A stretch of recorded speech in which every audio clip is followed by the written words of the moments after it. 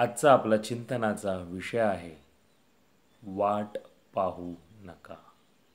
Yes, म्हणजेच काय तर चक्कर येऊन कोसळून पडण्याची, हार्ट अटॅक येण्याची किंवा अजून काहीतरी गोष्टी होण्याची वाट पाहत बसू नका. आणि त्यामुळे जर तुम्ही व्यायाम करत नसाल, शारीरिक हालचाली करत नसाल, मनःशांतीसाठी काही करत नसाल तर ते सुरू करा.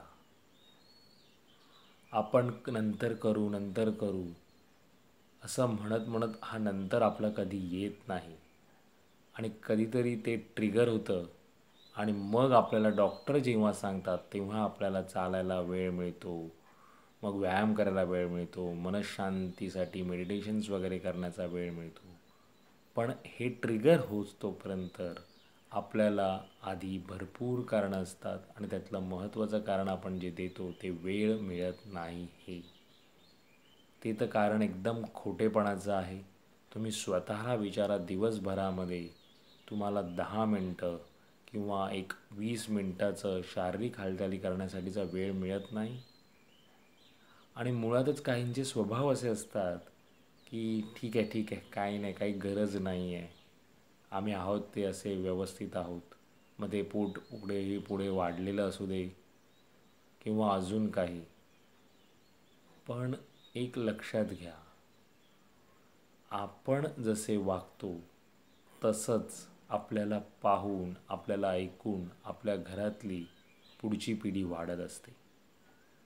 आणि त्यासाठी ॲटलिस्ट आपल्या स्वतःसाठी नाही तर ॲटलिस्ट त्यांनी काहीतरी चांगलं घ्यावं आपल्याकडून, यासाठी तरी आपल्याला चांगल्या सवयी लावून घेतल्या पाहिजे.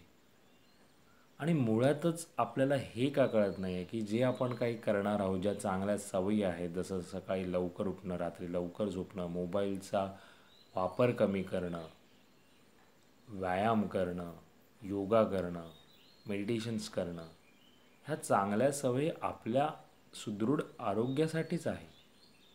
आणि जर आपण जे आयुष्य जगणार आहोत, जे काही असतील ती वर्ष जर आपण चांगली आनंदी ह्या गोष्टींमुळे, तर आनंद नक्कीच मिळतो. मग आध्यात्मिक वाचन असो, आध्यात्मिक गोष्टी ऐकणं असो, कीर्तन असो, भजन असो, ह्या चांगल्या सवयी लावून घेतल्या पाहिजे. आणि तुम्ही ते करून पहा. ॲटलिस्ट 10 ते 15 दिवस कंटिन्यू करून पहा. तुम्हाला त्याचा काय अनुभव येतो ते तुम्ही स्वतः पहा.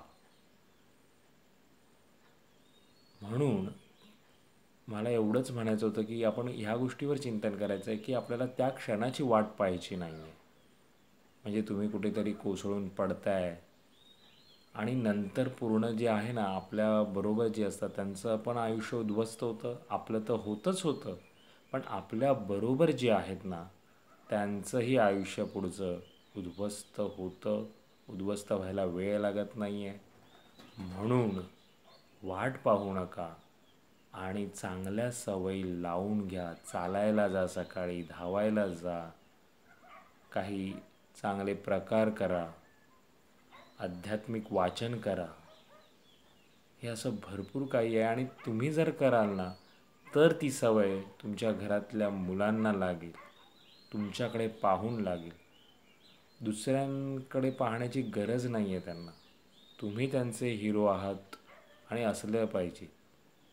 त्यामुळे जरा स्वतःकडे लक्ष द्या. जेव्हा आरशासमोर उभे राहता तेव्हा तुम्हाला काय दिसतं, तुमचं प्रतिबिंब नुसतं पाहू नका. त्यामध्ये पहा की तुम्ही कसे असला पाहिजे. तुम्हाला तुमच्याकडे पाहून आनंद वाटला पाहिजे. आणि हे हॅपी गो लकी वगैरे हे काही सब झूट आहे.